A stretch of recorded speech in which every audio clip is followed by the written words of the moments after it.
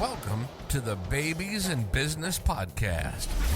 Join your hosts, Rachel and Avram Gonzales, real-life parents and business partners. Each week on Babies in Business, Rachel and Avram create a space for entrepreneurial parents to find their own way. They'll dive into insights on topics like leadership, efficiency, self-awareness, budgeting, and human psychology as they nurture their family and build their business. Here's your hosts, Avram and Rachel. Hey friends, welcome back to the Babies in Business podcast. It's Avram Gonzales here with Rachel Gonzales.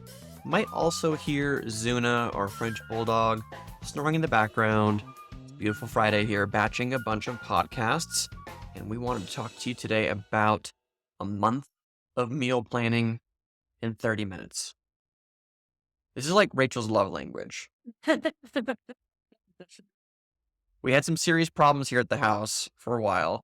It's like, as we know, building a business while raising a family is a constant juggle, especially with newborns, little ones that don't have independence yet. Sometimes your diet really takes a back seat. Yeah. Well, and for me, I have found that over my life, I grew up with 10 siblings, and I actually have a track record of consuming far less food than I probably should, because I've always felt like I needed to save from some for others. So that's kind of a side note, but I've found that to be true for myself. So I find that I have a big issue with decision fatigue. If I'm hungry, I just can't make the decision on what to make. I don't eat. We're not cooking together. We were finding these to be real big reasons for doing this meal planning. And I gotta say, as somebody who's not really that organized, like I can say that, I can safely say that, I'm not that organized. The idea of a meal plan, firstly, felt like too much of a box to live in. Right. But then what occurred was the necessity for us to try to get out ahead of something that we were having to do all the time, which was, like Rachel mentioned, what are we going to eat for dinner tonight? Yes. Well, and it's funny that you say that that was your weakness, or is your weakness, that planning feels like you're boxing yourself in, but you were the one historically planning the week's menu. That's true. You would actually spur that forward, and I was kind of in the background. I actually spurred I mentioned, plan a month, and you looked at me with glazed eyes. You're like, I'm like, what? there's no way. Planning a month, it sounds like this is going to be the most horrible 2 hours of my life. And that was the best way to spur me on, because you're like, it can't be done. I'm like, yes, it can.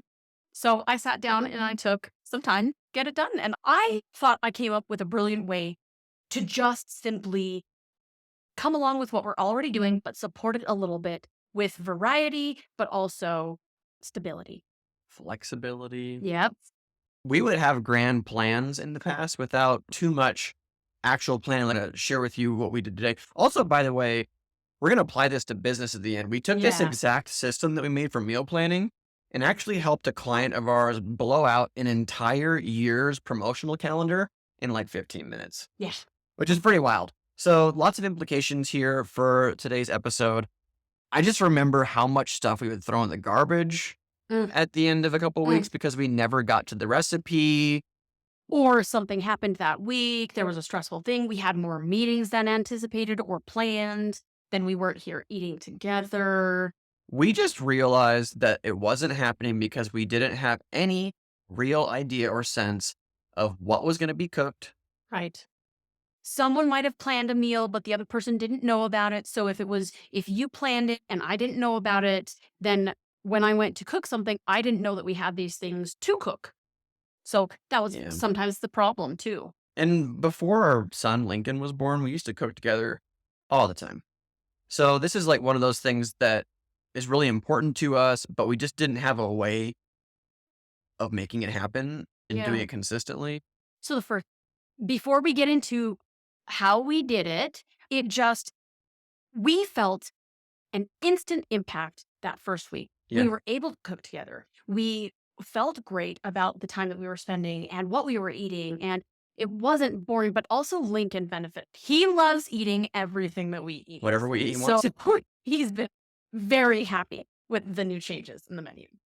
So Rachel suggested let's do a month of it. In my mind, I thought a week is enough. That is 21 meals. That seems like a lot already. We'd flirted with the idea of 2 weeks because you can go to the grocery store and get 2 weeks worth of stuff. It's not all going to go bad.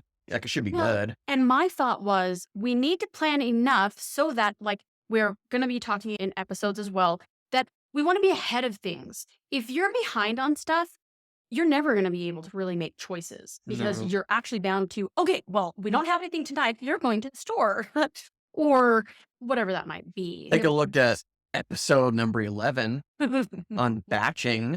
This was like that on steroids. Right, exactly. So what happened, we'll get into how we did it, but it was really neat. Planning out this whole month, it allowed us to take 1 week and build up a shopping list for that week, not have anything go bad because it would be used within that week. And then we would prep for the next week in this week so that coming up, we had that prepped. Yeah, when we came up for the next shopping list, we didn't have to figure out what the menu was. Exactly. We didn't have to do that stuff. It was like, we batched it. We batched what we were going to eat in the month. And then we were able to create that shopping list for a moment and then go out. So if we were going to Cairo or we had an appointment, we could get stuff on the way back and it wasn't a special trip. Yeah, man, that's the whole topic. No special trips. So let's talk a little bit about how we did it. There's a couple of things I think that are important about how we planned a whole month of meals in 30 minutes. One of them has to do with flexibility. Yeah. Because what if you don't want to eat what you want to eat, like what you say you're going to eat on Tuesday night?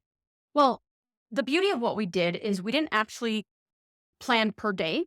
We planned with categories and we planned for flexibility because I am not a person.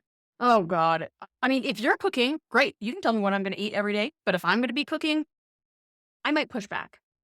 So the beauty of what we did is keeping flexibility in mind and how we actually function, because having a little baby, flexibility is king. We've got to be able to be flexible. What I did is I took the reins with this and I just went ham. I created categories. So there are 7 days in a week. I wanted to make sure that we had 4 things that were just simply staples, things that we really enjoy, are willing to eat on a regular basis, don't get tired of, but we can also just filter them through. So the staples, we always keep the ingredients on hand for those staples. So that is already given. No thought about. Those are also recipes that we don't have to look up the recipe to do it. Right. We don't actually have a recipe for them. Yeah. We have the recipe that we know we like, the ingredients that go into it. Takes zero thought, no prep in our minds. Yeah, that's one category. Very quick. Yep. That's one category that takes up 4 days in the week. Then we have other categories like maybe we want to try something new. We'll try something new, maybe twice a month. And then something favorite, twice a month. So we're not over analyzing this. We love soups. So soup is a category. Right. So we categorize things. And then I have recipes, like recipes that we like, new recipes. I have different ways. So the way we categorized it on the schedule or on the plan, I also have notes that support that category system. So if I have soups, I have recipes that fall in there. If I have our favorites, that's a favorite main dish. We are not planning breakfasts and lunches. We're just planning dinner because that was our pain point. Yeah, good point. And that's where we come together as a family. So categories made the creation of this very, very simple. Building a business while raising a family can be tough to juggle for any entrepreneur. Knowing where to focus and how to spend your limited time is critical to your success. That's why Babies in Business has produced and made available a fantastic audio resource for you. It's titled 5 Key Focus Areas to Build a Profitable Business Without Burnout. During this short training, Rachel and Avram peel back the curtain on their secrets to building a business that serves your family, your dreams, and beyond. To download your free copy of the 5 Key Focus Areas, go to babiesandbiz.com/download. Again, that's babiesandbiz.com/download to get your free copy. We hope you enjoy.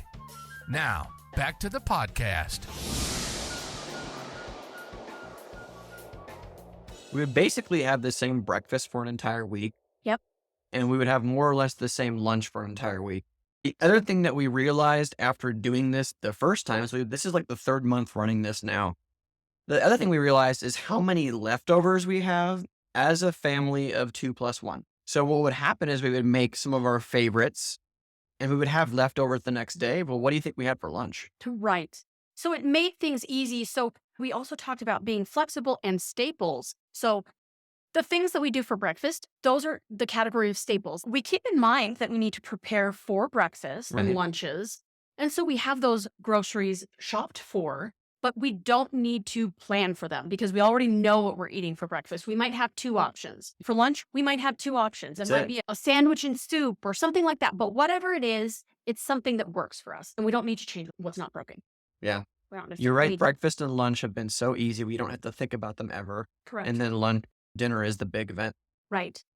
And then it's more thought comes into place normally if we don't have stuff in the refrigerator. So lunch becomes an issue if you don't have the groceries that you need to provide for that or breakfast. So keeping on top of it. So what this has done also is making sure that we have those staples for lunch and dinners and breakfasts already in the refrigerator or the pantry, and we don't have to think about it.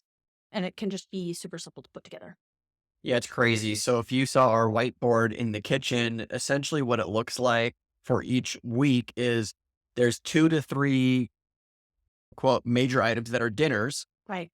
and then that's it. That's what week 1 is. That's the plan that goes into it because we also know we're going to fill the breakfast and the lunch with all these staples and there will be leftovers. Right. And it's just week 1 is done. Right. And then it really scratches the itch of, oh, I don't want to eat the same thing over and over and over. Well, if you plan in some new things or favorite things, then you don't get that fatigue and everybody's still really engaged with food. And that's really important. We And really yeah. eat around food. Yeah, we do. Is there anything else you would add about this? I mean, I just want to stress how simple it's been and stress-free. Once you have the categories and you can put it on note cards, you can file it electronically. There's a Yeah. bunch of apps that you can use like Whisk and things. There's- Once you have the recipes and things that you want, the only thing that you're really making a decision about is what is the new thing you're going to add. Yeah. Some of the stuff that is just kind of important as you're looking at it for me is, are there recipes that require prep? Like we have a recipe this week that requires pinto beans. I don't want to get canned pinto beans. I actually want to do those in the Instant Pot. So that takes prior thinking. Also, we have a recipe that takes chicken. That is coming from the freezer. So we need to remember to thaw those things. So it's simple stuff like that. But it's also like when you're thinking of batching something and prepping, it depends on how much prep help you need in your family. Maybe you need to go so far as to cook the meats for the week. Sure. So that maybe for the week, you are going to use ground beef and you need to just cook all of the ground beef and have it in the freezer ready, already cooked, because oftentimes meat is the thing that takes the longest to cook. So some prep like that. So you can really make this your own, knowing what your family loves, what works for you, what you need to plan for, and how much prep you need. How much time do you have? Do you like to cook? We do. We do. Do you just want simplicity? That may mean more prep for you. Sure. I think those are some All great things to think about. considerations. Yeah. And who's going to be really the one that pushes this forward? Like whose Yeah.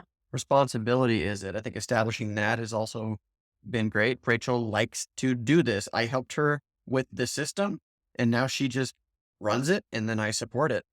It could also be just in general in the day-to-day who's going to cook. That doesn't need to be assigned. It's more the visibility of your plan. So we have a little whiteboard that sticks to our refrigerator and we just keep our meal plans there for the week. But I had it there for the month. You can choose how it works for you, but visibility, like, okay, these are the things that are going to happen. These are the staples. Just a reminder of this. We have all the things for something we love is taco salad. Then the person that is hungry or can make dinner or whatever it is can step in and make those things that we have already everything for it. Great tip on visibility. If you can't see it and the rest of the family can't see it, good luck executing the plan. Right. Well, and always kind of been a joke for me and my family, different partners that I've had, is how do you hide something from your husband? Put it behind the vegetables. So Abram is the exception. I resent this comment.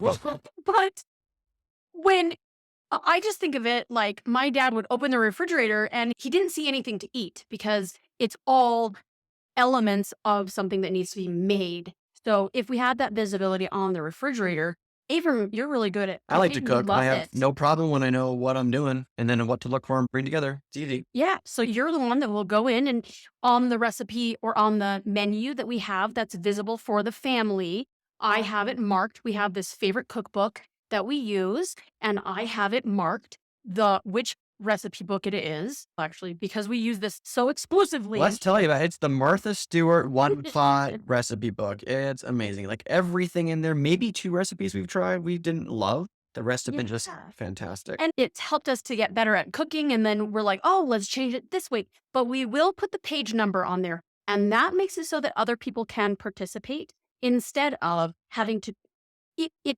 reduces the friction of people participating. So you don't have to tell them what it is. They don't have to look at the book or the index. They know the page. They can go right to it.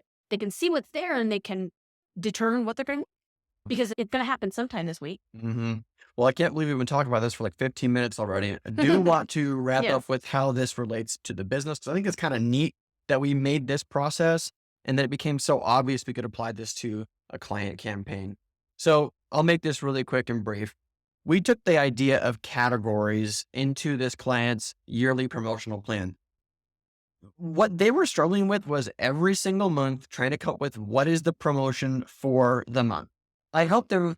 But also, wouldn't you agree that each year it's kind of the same? That's So what I if was going to it's say spring- next. I was going to say, it doesn't really change that much from year to year. The stuff that you do in spring is the same stuff that your customers need. Same things in fall, same things in winter.